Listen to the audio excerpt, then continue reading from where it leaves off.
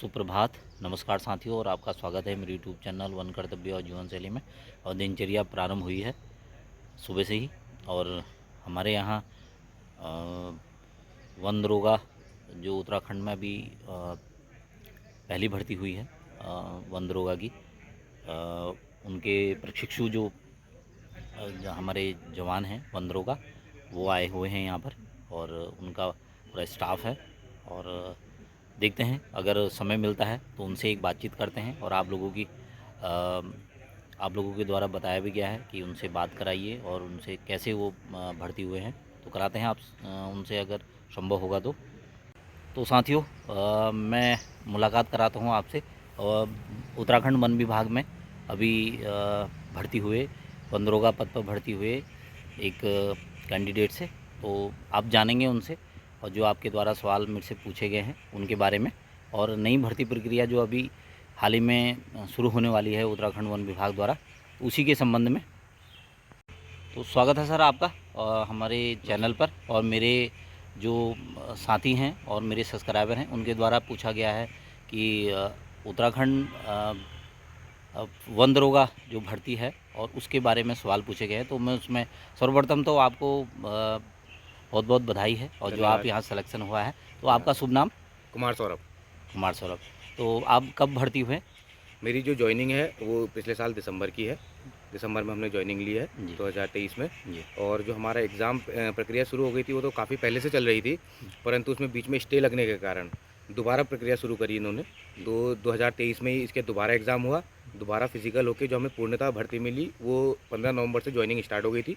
मैंने दिसंबर में 11 दिसंबर को जॉइनिंग ली थी जी पिछले साल। बढ़िया।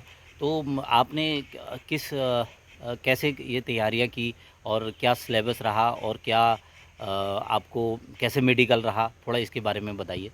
भर्ती प्रक्रिया का तो एक सिलेबस रहता है, जो इसमें जो था वन दरोगा के लिए प्योर साइंस है, जिसमें बेसिक जो साइंस है हमारी जो 9-10 की साइंस होती है वो आता है, और पूरा हमें सिलेबस दिया जाता है। हमें कुछ नहीं करना है, बस उस सिलेबस को पकड़ना है और उसके अकॉर्डिंग हमें पूरी अपनी तैयारी करनी है।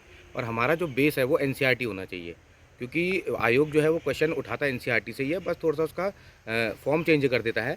बाकी हम जो बेस है, बाकी आप रेफरेंस बुकें लीजिए जितनी ले सकते हैं, लेकिन बेस जो हमारा है वो एनसीईआरटी ही होनी चाहिए।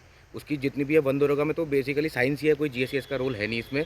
तो हमें साइंस को पूरा डेप्थ से पढ़ना है और उसी के अकॉर्डिंग हमें आगे अपना एग्ज़ाम देना है। और फिर जब आपका सिलेक्शन हो जाता है इसमें, तो आगे इंटू 2 करके ये स्टूडेंट चूज़ करते हैं फिजिकल के लिए। जितने भी, अगर मान लीजिए 100 पोस्ट हैं तो 200 ये बुलाते हैं फिजिकल के लिए। फिजिकल में बेसिकली क्या है, 25 किलोमीटर की वॉक रेस है। आपको दौड़ना नहीं है, बस आपको एक तरह से वॉक रेस करनी है। आपको 25 किलोमीटर 4 घंटे के अंदर कंप्लीट करना है। इसमें कोई ऐसा फर्स्ट आना सेकंड आने का नहीं है, बस आपको 4 घंटे हो जाने चाहिए। 4 घंटे के अंदर अगर 4 घंटे से ज़्यादा आप ले लेते हैं तो आप डिस्क्वालीफाई होंगे, अन्यथा डिस्क्वालीफाई होने का कोई भी चांसेस इसमें नहीं रहता है। तो ये मान के चलिए, अगर आपका रिटन क्वालीफाई है तो फिजिकल आप इजीली क्वालीफाई कर सकते हैं। और मेडिकल सर, मेडिकल क्या है? मेडिकल का कोई ऐसा ज़्यादा डेपली नहीं है। आपको बस वहाँ फाइनली जब आपकी जॉइनिंग होती है उस वक्त आपको अपने सीएमओ से मेडिकल बनवा के लाना पड़ता है, जिसमें आपके जो बेसिक टेस्ट होते हैं, जैसे कार्डियोग्राफी हो गया, ब्लड टेस्ट हो गया और आपके अल्ट्रासाउंड हो गया। ये 3-4 चीज़ें जो बेसिकली मेन होती है। बाकी आपका एक ब्लड टेस्ट होता है और आई टेस्ट होता है। ये सारी चीज़, और कलर ब्लाइंडनेस चेक करी जाती है। इन सब का आपको एक सर्टिफिकेट सीएमओ द्वारा लेके जॉइनिंग के टाइम पे आपको वहाँ प्रोवाइड कराना पड़ता है। ठीक। तो धन्यवाद सर, बहुत बहुत धन्यवाद। और अगर इसी बीच आज ये ब्लॉग मैं डालूंगा, तो अगर इसमें भी होंगे, आप आज हमारे साथ बने ही हैं आप, बिल्कुल बिल्कुल। तो फिर अगर आपके कोई और सवाल होंगे तो आप बोल सकते हैं, बता सकते हैं। तो और एक और आप बता दूं सर, जो है हमारे वहाँ वन रक्षक के पद पर भी चयनित थे, और फिर उन्होंने इस एग्ज़ाम को निकाला और आज वन दरोगा पर पोस्टिंग है। और इस समय प्रशिक्षु हैं ये रामपुर मंडी से और चूना खान में आए हुए हैं।